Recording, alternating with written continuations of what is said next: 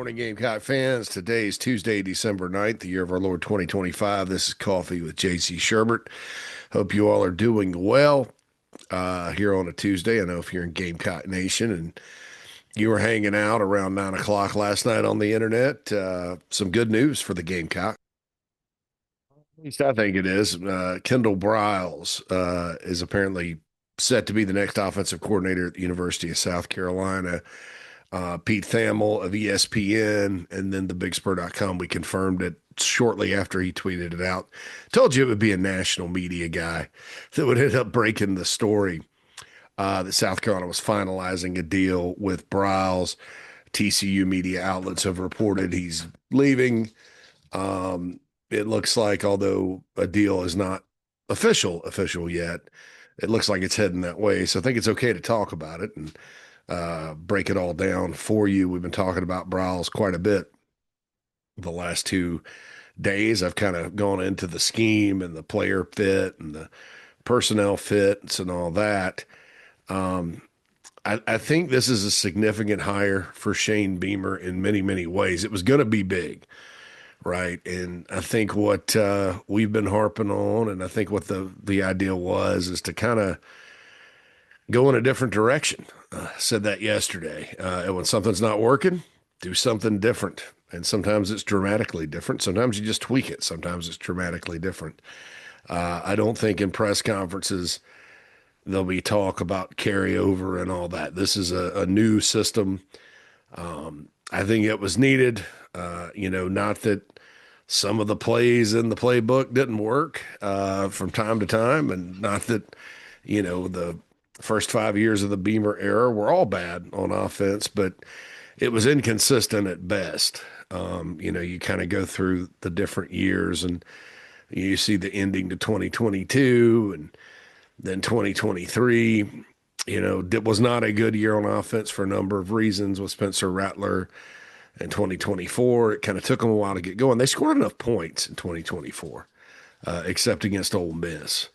But the offense really didn't start clicking until November under Dowell Loggins, and they were kind of in a zone. And even at that, they scored 17 points against Clemson, 17 against Illinois. That wasn't Coach Loggins, that was Coach Shula. But it was kind of up and down from time to time. Enough to win with a really good defense, and in crunch time, Clemson, Missouri, Lenore Sellers made great plays, and certainly a good year, fourth in the league in rushing. That's not too shabby with Rocket Sanders. Ran all over Texas A&M and a big win over a top 10 team, but inconsistencies.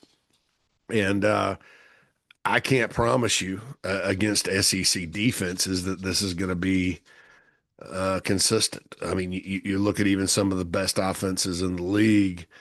Ole Miss, for example. They're games they score in the 20s. Games they score in the 40s, but also in the 20s. Tennessee doesn't always light people up, and they play good offense. This system's very similar to what Josh Heupel runs, especially from a run game standpoint. It's the Art Briles offense, basically. The veer and shoot is what they call it. But as far as Carolina goes, what was really holding them back this past season was kind of the plan. I mean, you look at Lenore Sellers and his regression, and he just looked like a player out there that was thinking too much, had too much on his mind from a football standpoint. I'm not, I know some will say, well, yeah, you got all that money in NFL and all that. That's not the subject. I think that just from a football standpoint, there's too much processing for him and everybody else, offensive line included. And that's kind of what the NFL is all about. And that's probably why Mike Shula failed.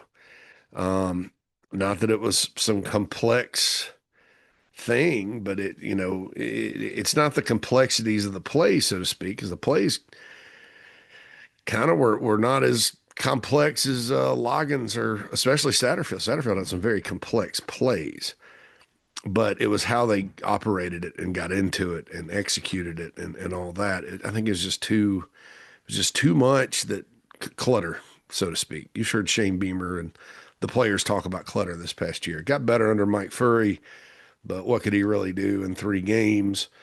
Certainly, the Clemson game was a disappointment. Carolina absolutely could not run the football most of the time this past year, and that's enough to get you beat in the SEC. Teams would scheme up to stop sellers, and there'd be all this substitution and huddling and pre-snap stuff.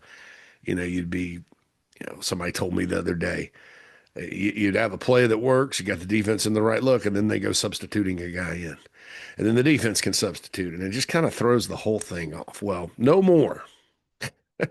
No more with Kendal Briles because this offense is predicated on lining up and snapping the ball as fast as you possibly can and using tempo to win, to score points. And, they spread the whole field out. I thought really for a long time around here, in a lot of instances, especially this past season, South Carolina just, I mean, you look at the field and it's all condensed, and it's like the offense was inviting people into the box. Now, what the box is, for those that don't know, that's kind of the area right around the line of scrimmage. And in today's game, you've heard the term RPO, run pass option. Briles calls them mix plays because they were running RPOs at the high school level with his dad before anybody was. So they kind of, I don't want to say they invented it, but they kind of got it. The RPO craze kind of came along 10 years ago. But, so the RPO is based on the quarterback counting the box. And if the box is heavy, in theory, you're supposed to be able to kick it out to the edge or kick it out to the perimeter with a screen or whatever, throw it down the field, throw it over the head. That just never happened. And there were a lot more RPOs down the stretch once Furry took over. But it just wasn't conducive to today's college game. Very little. And then the second half, once teams kind of adjusted, it was over most of the time. This thing is designed in the second half to have the defense completely winded. They don't substitute a whole lot. They have, I guess, plans in place for even things like changing the ball with the managers and how you give the ball back to the official if you're a player, and just they just don't waste any time getting up there and snapping it, and the idea is to go fast, use your playmakers, and you know exploit the defense's misalignment. And alignment on defense is important. Alignment sort of leads to leverage, and it's a leverage game. In terms of when you're trying to stop people. And I'll say this about Lenore Sellers in this system. And look, before anybody asks, we'll get into roster once the coaching thing's done. As I always say about the portal, never say never. But I'll operate for these purposes under the assumption he'll be back at South Carolina next year. It's a hell of a lot easier when you're sitting there as a defensive player and dissecting the offense and the pre-snap, and you got all the time in the world to do it. I think that helps your anticipation. I mean, just thinking back to a long time ago when I played, that was nobody really went fast in those days. But I'm thinking back to if they did, it would have been, and I played defensive end, so it'd probably be really difficult. You'd probably almost like basketball on turf, and it would probably not have ended well for me as a defensive player. I was kind of slow anyway, but it it's so much easier when you sit there and let them dissect. It's easier to kind of slow them down when teams use that late substitution thing like Illinois did. Coastal Carolina tried that. It didn't work for them, but it gets quarterbacks out of rhythm. So if you're worried about this guy that's 6'4", 240 pounds that runs 4.5 at quarterback, and you're sitting there pre-snap, getting yourself psyched up to go tackle him and remembering your fundamentals and locking in mentally, I think it's a lot easier to spy and things like that because you're lined up, you're ready to go, you're in the right formation, they can sub packages in, than it is if you just got to get lined up in a quick hurry and go. That leads to the offense is designed to lead to misalignment, which leads to I guess, bad angles on tackles and things like that. It's harder to lock in. And so if I'm sitting there as a defensive player and I got to stop Lenora Sellers and he's coming at, offense is coming at me at a million miles an hour, to me, that would be a whole lot more difficult to lock into, um, if, as opposed to sitting there dissecting them pre-snap. Coach calls in an audible, he can read it. Brent Venables destroyed South Carolina's offense this year, and there was a number of reasons for that. That was one of the worst days for the offensive line, not the least of which was the issue of injuries that day. Everybody kind of got hurt, and there was just no chance. But they didn't make it hard on them by getting, methodically getting up to the line and trying to, do all the things that they were trying to do pre-snap. This is totally different than that. It kind of Kendal Briles has a video on YouTube that I've talked about where he talks about the philosophy of the offense is take the defensive coordinator out of the game. He can't sit there and check. He can't sit there and decide what you're going to do play to play. It's just line up and go. And if you have a player like Sellers that is capable of doing a lot of different things, then good luck. Now look, let me just say this. You still have to block. Quarterback still has to make accurate throws. Receivers have to catch balls. They have to make people miss. You talk about playing a defense, just looking ahead to next season, and I don't know who's coming back for them, but a defense like Georgia's, they can scheme up for this. If you look at their success against Tennessee, with the exception of this past year, but Georgia's defense was young at the beginning of the season, and then they grew up, and you see kind of how much better they are. I mean, they got dudes and Kirby Smart and all that. So it's not a foolproof plan. There are ways to stop it. We saw Tennessee lose to Missouri a couple of years ago, 36-7 with Joe Milton. If you have a quarterback that is inaccurate down the field, which with Lenoris, what's interesting about his passing acumen is it seems like the further the ball, the longer the pass, the more accurate he is. And he's extremely accurate on deep balls. Are they all perfect? No. Nobody's are. I mean, there's been some that came up short. Nick Harbor, a touchdown against Alabama. I think Nick had to slow down for it and come back. But if you look at Tennessee, and this is a very similar system, it's not identical because Heupel's blended some of the stuff he used to run with that in the passing game and all that. If you look at Tennessee, they really are good when they have a quarterback that's accurate down the field. Hendon Hooker was one of the most accurate quarterbacks I've ever seen down the field. And then you have speed at receiver, and you beat people over the top all day. And then when you go tempo, maybe the corner gets misaligned or the safety. I mean, there's all kinds of problems that can happen on defense. Now, people are running tempo for a long time. So it's not like players have never seen it, and not like it used to be where you can, if you just run tempo all day, you can catch everybody with their pants down. You have to execute just like with anything, but it's much easier to execute, in my opinion, when you're a young player, when you're a college player, if there's just not a lot of thought to it, and it's just some very basic concepts that you're trying to execute at a really fast pace out of a bunch of creative formations. That's always the best way to go in college, in my opinion.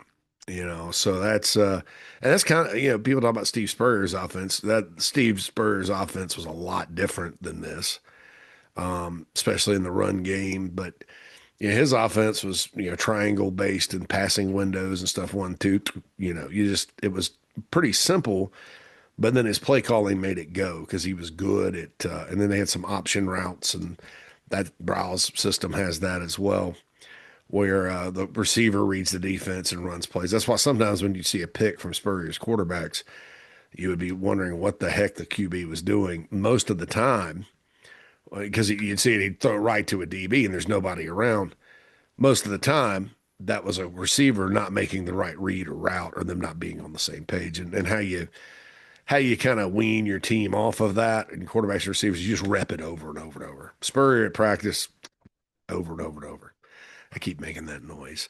But anyway, that's kind of what you do with this. You rep a bunch of things over and over again. You got core concepts, and then you just do them out of a bunch of different formations really, really fast. Uh, you know, Carolina will not be the only team running this system in the SEC next year. Auburn will be running it with Alex Golish, who's kind of from the Heupel tree.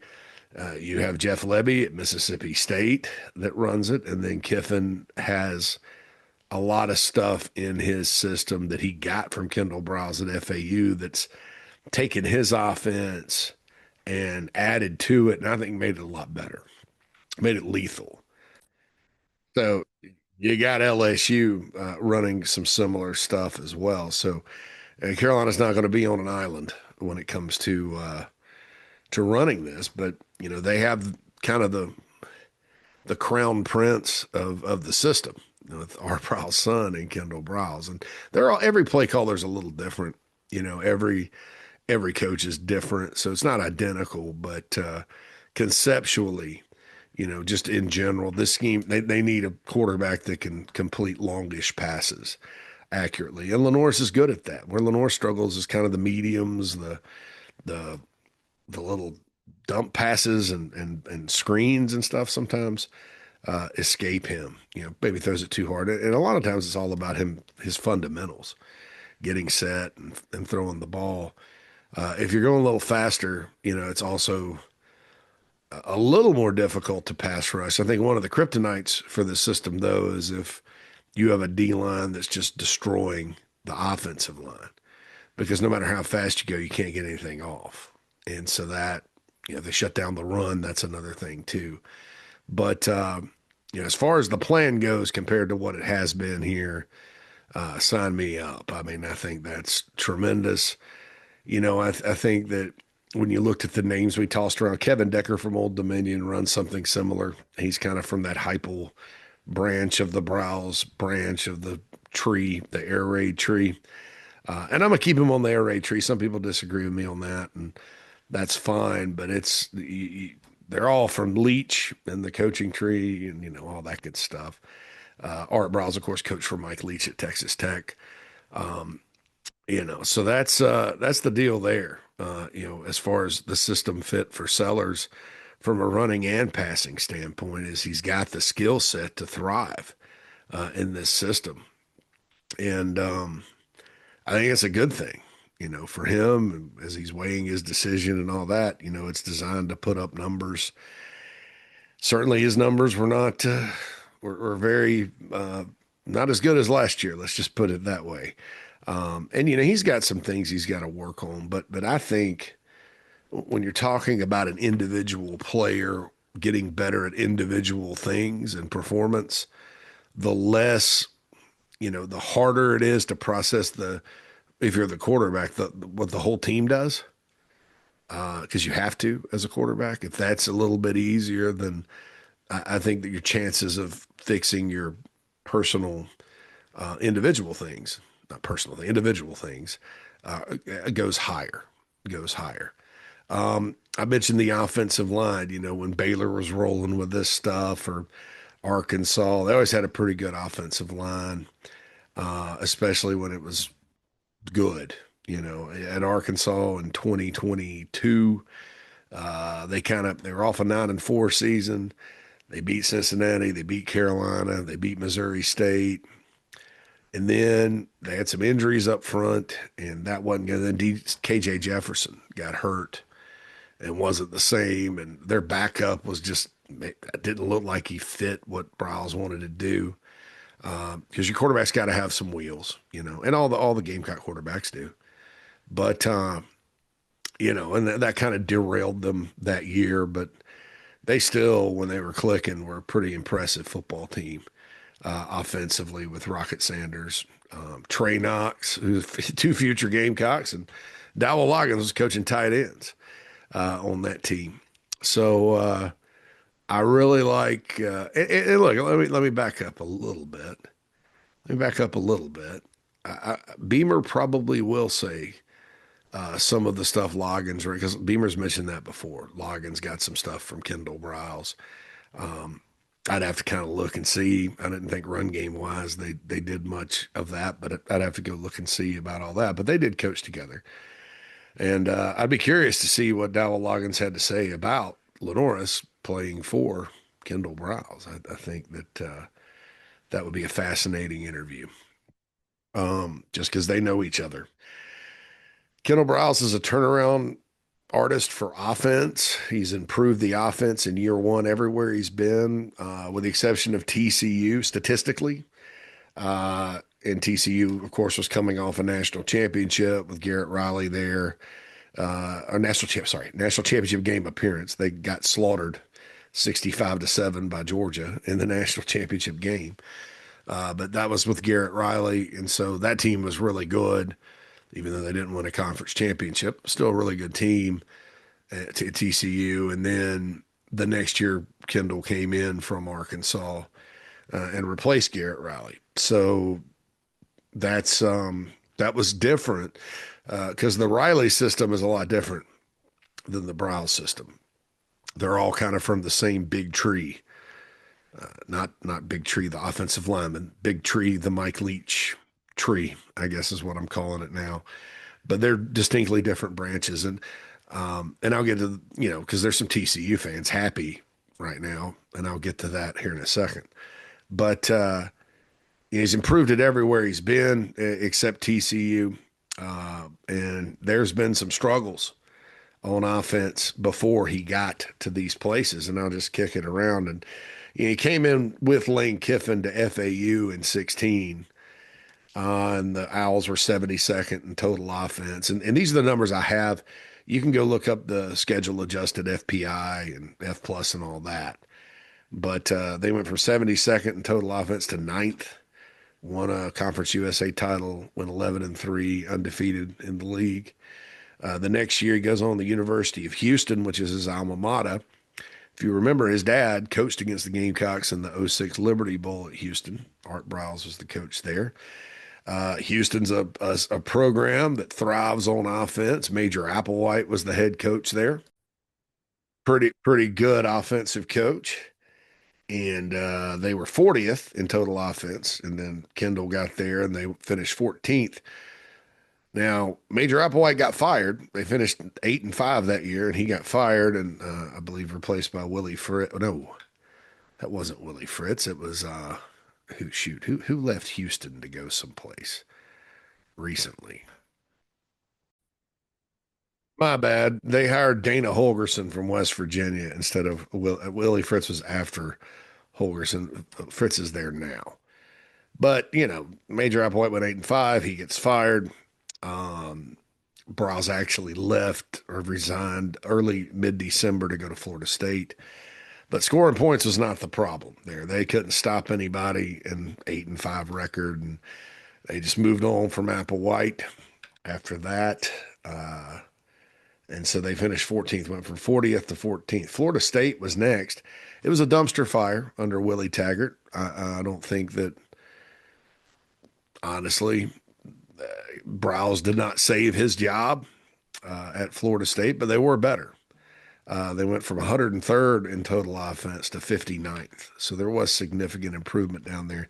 That Florida State team did not have a lot of talent. You'd think they would always have talent. They just didn't have a lot of talent there. The post Jimbo and then, I mean, you look at Taggart got fired that year, and you look at how Norvell struggled early, and that was before the portal too. So they those later classes under Jimbo, and then Taggart couldn't recruit. I mean, it was I just don't think he had the roster to get things done. And against the better teams, they didn't. And if Carolina doesn't have a roster next year, which I expect them to, don't panic. But it's gonna be hard to get things done. You gotta have Jimmys and Joes along with X's and O's. But still, an improvement of 54 spots yardage wise. Arkansas was 111th wait a minute. I think I've got my years wrong. I think FSU was 19. I'm sorry. I screwed this completely up.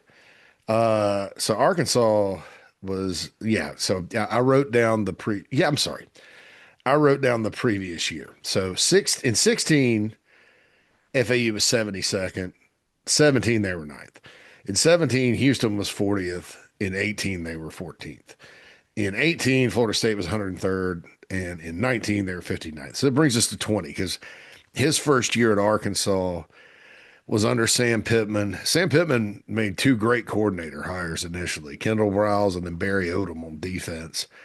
So the first year was the pandemic year at Arkansas for him. They were 111th on offense the last year of Brett Bielema, and then they go to 66 that year. That was a good year for them. They went 3-7. I think they lost three games on the last play of the game to LSU, Missouri, and one other one, maybe Ole Miss, maybe not. But they they weren't supposed to win a game. I mean, it was because Sam Pittman took over for Chad Morris, and Chad Morris was a disaster. They weren't supposed to win a single game. They had a big long SEC losing streak, and they won three and should have won six. And everybody got to go to a bowl that year, but lots of them got canceled, and theirs did, and that set them up for the next year. So he went from 111th in 19. Arkansas was 111th in 19 and 66 in total offense in 2020. But then that next year in 2021, and you'll remember this because they played the Gamecocks and beat them 41-30 in week two, and Rocket Sanders ran all over Carolina. They went 9-4 and had the 27th ranked total offense in the country.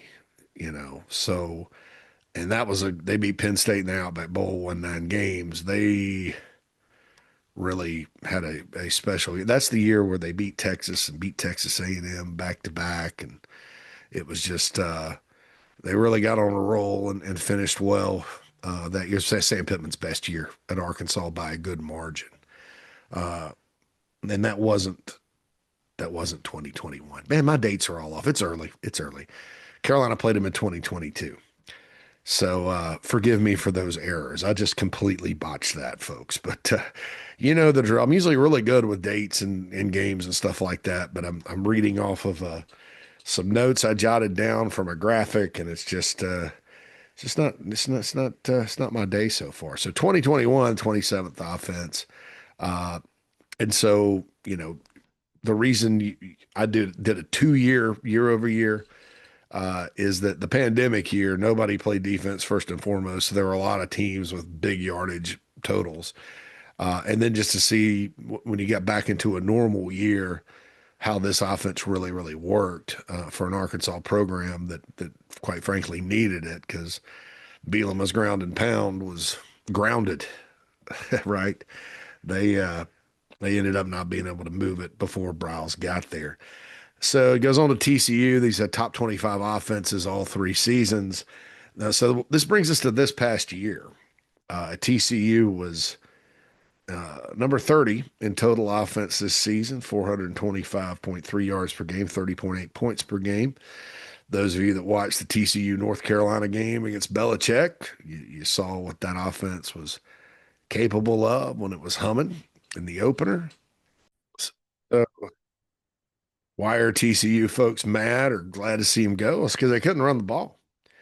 They were 93rd in rushing offense, 132.6 yards per game, superior to the Gamecocks. But they struggled to run it and struggled in the red zone.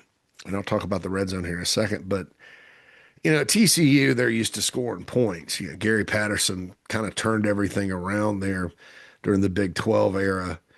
And here's a little nugget. They went 4-8 in 2013, and he upgraded his offense, hired Doug Meacham and I think Sonny Cumbie to come in there and be co-coordinators and opened it up. And by God, they went 11-1 and all should have made the college football playoff. They tied with Baylor, Briles and them for the Big 12 championship. Big 12 didn't have a championship game at the time, and so they let Ohio State in, who ended up winning it all. But I think a lot of it had to do with that's Ohio State, and this is Baylor and TCU. They kind of canceled each other out, right? But they went to the Peach Bowl and beat the snot out of Ole Miss at TCU that year. So that was an example of a coach who had a bad year who turned it quick. And so that's what I think everybody would like to see at South Carolina. Briles was not a part of that, but was on calling plays or coaching with his dad on the team that tied them. But anyway, TCU's used to having good offense, though. I mean, Sonny Dykes came in there. Things got a little stagnant. Jeremiah Donati, Carolina's athletic director, actually fired Gary Patterson and hired Sonny Dykes. And Dykes went and played for a national championship in 2022. Moving the ball, scoring points. You have to in the Big 12. Now, with the addition of teams like Utah, with Iowa State being good, Texas Tech has a really good defense. They're playing more defense in that league than maybe they once did, but you still have to score points. So the expectations are high. It, Even with having statistically a not so rushing offense, they still had two backs that combined to go for almost 1,000 yards. Carolina didn't have anything close to that. Now, it's all relative. There's no SEC defenses they played. They had some games against like Iowa State. They didn't score a whole lot, that kind of thing. So it wasn't this dominant year on offense, but they still put it up. And then he's kind of running Sonny Dykes' system. And like I said, that's a different system than what Briles does. Briles kind of more ground game based. And like Dykes is more like, if you look at what Clemson runs, that kind of Garrett Riley, Lincoln Riley, Sonny Dykes himself, that kind of system. Tony Franklin, sort of a more pure air raid style. So if you think about that, that's kind of what it was. Uh, and I'm not making excuses for their offense this year and saying that, oh, it was some great year and just ignore that. I'm just saying that when you look at Kendal Briles' coaching career, he's worked every job. He's worked for a guy that's an offensive guy that's called plays, been a coordinator, whatever. Lane Kiffin, Willie Taggart, Major Applewhite. Sam Pittman has not been a coordinator, but he's an offensive line coach. And when you look at how he replaced Kendal when he left, he replaced him with Dan Enos, more of a pro style guy, doesn't go as fast, more of a ball control guy, does use RPOs and stuff. And that lasted about 9 games and he fired him. Replaced him with a receivers coach. Rocket had his best game that game, and they beat Florida in the swamp. So it's very restrictive, and I think we've seen restrictive is not better. And I'm not saying any of these guys meddled with him. I mean, I think Sonny Dykes and him do probably have philosophical differences. But this is the first coach he's worked for where, I mean, it's his show. A lot of people speculate that because Beamer hired similar guys or guys that were tied to the NFL or whatever, and it's talked about carryover, that Beamer meddles in the offense. He doesn't. I can assure you of that. If anything, I wish he would have meddled more. Same thing with Will Muschamp, by the way, back in the day. Well, Muschamp's meddling with the offense. Nah, I just wish he'd meddle more sometimes. There are times when in the Muschamp era, especially that Florida game they blew in 19, where I almost wish Will would have just said, hey, get in the I formation and run it up the middle and melt clock because we can't stop them from running the ball. And eventually, Florida may have run the clock out, not scored. But anyway, I think A&M game this year, maybe some turtle ball would have worked a little better. But that's in the past. So, but this is the first time Briles in his coaching career at the college level, because he coached for his dad before FAU, that he's working for a guy that's just like, go run the offense. So it's his show.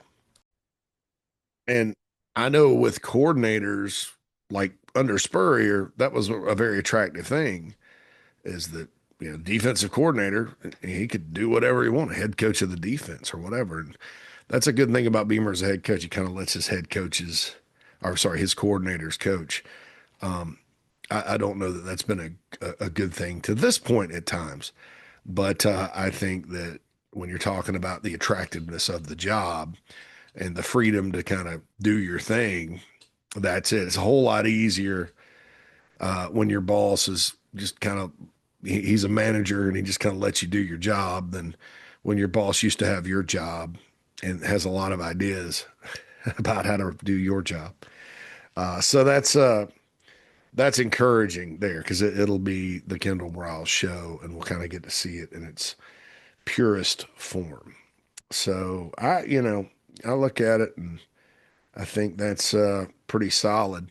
The other thing about last year's TCU offense, maybe why people are frustrated, John Hoover, their quarterback, this system, like I said, it requires a quarterback that can get rushing yards. You don't necessarily have to have a big time runner, but Hoover wasn't much of a runner at all. I mean, 136 gross yards this year if you take sacks out, and he was sacked 18 times.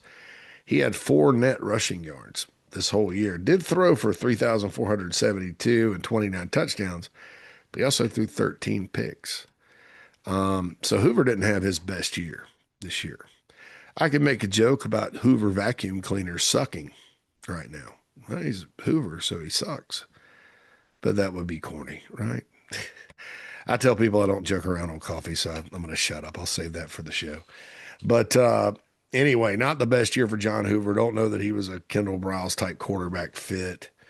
Uh, and without digging into injuries and stuff like that they had out there, that's kind of the way I see it on the surface.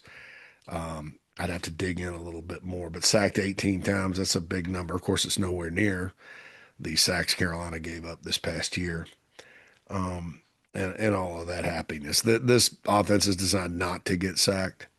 So, hopefully the sack numbers come way, way down. That's a big deal. Carolina's given up a ton of sacks for years. It's got to stop. The offensive line is going to be key for this system. The red zone. These systems do bog down in the red zone. It's because the field shrunk. Most of your modern high, quote unquote, high octane offenses do tend to run into issues at times. And there's a way to solve that. You got to be able to run the ball in the red zone. And that's really for any offense. If you can't run the ball when you get down there, people are tightening it up. Play calling's important in the red zone, set plays and all that. I think that's something to kind of keep an eye on. Of course, Carolina was atrocious once they crossed it seems like when they crossed the other team's 50 this year, half the time, I mean, more than half the time they would end up with no points. So I'll take whatever. Got to kick a bunch of field goals, kick them, get some points on the board. But no, it's, that is one drawback to these types of systems. And the other thing I talked about, I think before we got into this is that, the defense, if you're going really fast and you're sputtering and incomplete passes and getting stuffed in the backfield, and it can really, really expose your D because your defense can wear out. So what's important for Clayton White's side of the ball? I think get that depth going, man. Get that rotation going because, if the offense scores fast, you're not going to get a much rest. I do think it complements White's defensive scheme, just how I see it now. I don't, once we get to the season, my mind may change, but it's one of those where you force a lot of turnovers, a big play defense. If you have an offense that can score and go up and down the field, you're not so much worried if you send the house and gamble. And I think Carolina's defense under Clayton White's always been at its best when he's able to do that. I talked about the double corner blitz against Alabama the other day, which they had covered down the field too. But it's defensive guys will tell you that they really like ball control offenses that just run it all over people and get rest for their D, right? But they also like offenses that can put points on the board because when you're not scoring and you're in a 14-7 game and there's no hope, I mean, maybe you hope your offense hits a bomb like Carolina did sometimes this year to Harbor and gets back in it. But you know that if you give up a couple of touchdowns, that's your butt.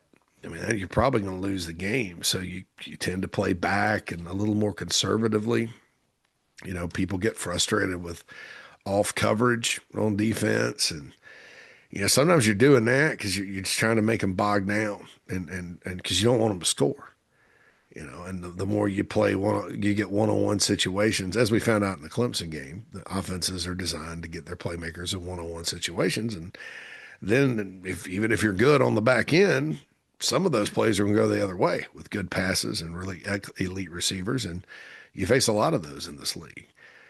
So I think you want to get to a point where, you can, it can complement each other. And that's going to be up to the offense. You got to put points on the board. If you're sputtering, like I said, it can really wear your defense down in a hurry.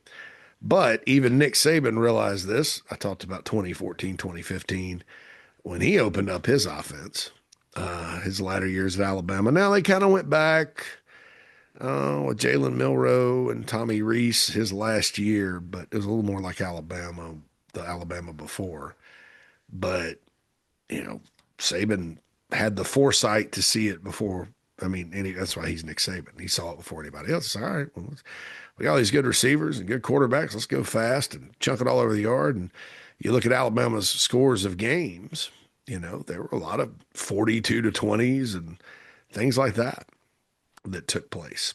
So it wasn't all the grind you into the ground. Now, the SEC has evolved a bit since then to where, it kind of, it's not, I hate to use the NFL term because it's not the NFL as we know, but the competitive nature of it, the rosters being so close have led to NFL style outcomes. And when I've said this for a couple of years, what I mean by that is the scores of the games. You may have a great day on offense in the SEC. It's a great day and you score 24 points. The defenses are really good, and, but if you don't have a plan that works and you're easy to defend, you're even the mediocre defenses in the league, you're not gonna go very far. But like Tennessee this year, I use them as an example again. When they played a defense that wasn't really geared to slow them or stop them, they put points and yards up now, and they played teams that were, they put 56 on Kentucky. They put 41 on Georgia early. Like I said, I doubt they would do it late. But, they play Vanderbilt at the end of the year, only 24. And then Tennessee fired their D coordinator. By the way, I've seen Clayton White pop up on some list. I'd probably be surprised. You never say never, though. We'll just see how it plays out with that. I don't think Carolina needs to lose him to Tennessee, just to be honest, but we'll see how it plays out. But I kind of look at it and back to the Vols and their offense, they're not very good on D this year, but they're able to score and, would it make sense? Now against some other teams, maybe not.